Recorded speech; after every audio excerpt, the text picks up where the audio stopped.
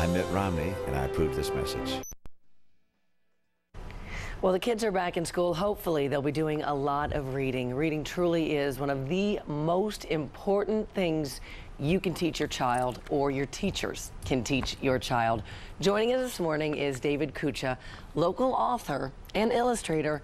This book is called There's a Crazy Dog Under the Palace. David, what made you think of this? It really came from two sources. One is my immense love for animals, and the second is in reuniting with my family in Palermo, Sicily. In discovering the family, my cousin Antonino told me a phrase, "Sotto un palazzo c'è un cane pazzo, te pastru cani, te pezzu i pani." Which means? There's a crazy dog under the palace. Here's a piece of bread, good dog.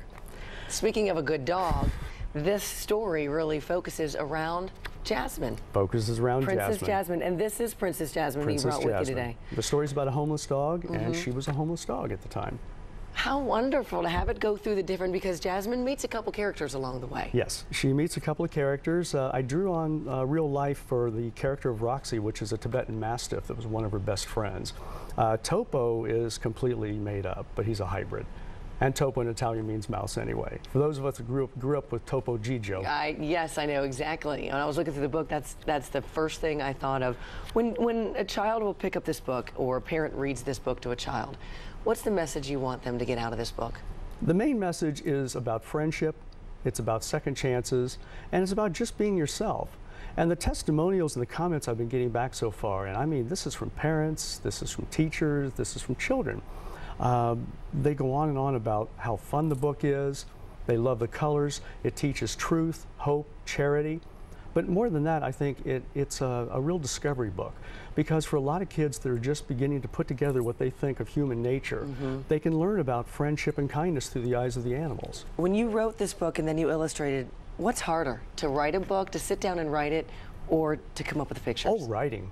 Is hardest. I've been drawing since I was 6 years old. So that's second nature. I see everything, I just have to put it on paper, but to write the words and to trim it down into something that's manageable is, that's quite a feat. David, read this. I want you to read a little bit of this, because it's such a neat story. Okay. You're fine. Suddenly a voice from behind them bellowed, "Stop, what do you think you're doing?" Jasmine stopped in mid-bite, and Topo did the same. The chef had returned to clean up the kitchen. Little did they know how hard he'd worked to create delicacies that would please the prince, which they had just devoured. Looking at each other, Jasmine and Topo realized there was only one thing left to do: run. That's great. David, thank you for coming on today. Thank you so much. If someone would like to get a copy of this book, where is it available? They can go online to www.cucciacreative.com and order online, or they can go to Three Dog Bakery in the next month in the Short North, and my book will be available there as well. And you're going to have a book signing there. I'll have a book signing at Three Dog Bakery on September the 22nd, and look for us also at Acme Canine in October 21st for their big Halloween bash. Well, thanks for being an animal lover. Thanks Absolutely. for writing a book to make a difference in children's lives, because you can't get enough of a good lesson about friendship. You really can't. Thank you for having us on today. Oh, it was our pleasure. Thank you, David. Marshall? Jasmine is exploring the studio as we speak. The studio is hers, I'm told. It is hers, as it turns out. Here's what's coming up in the next half hour. A local World War II veteran gets a surprise, and we're going to hear from the Purple Heart recipient as he celebrates a milestone with friends and family this weekend. Florida is bracing for Tropical Storm Isaac as it gets ready to make landfall this weekend. Will the storm, though, ever affect us here in Central Ohio? In fact, you'll see that in the extended forecast in the next half hour. Rain off to our west right now, but high pressure continuing our beautiful weekend. Rain is on the way for Monday, and we will track Isaac for you in the next half hour. Stick around.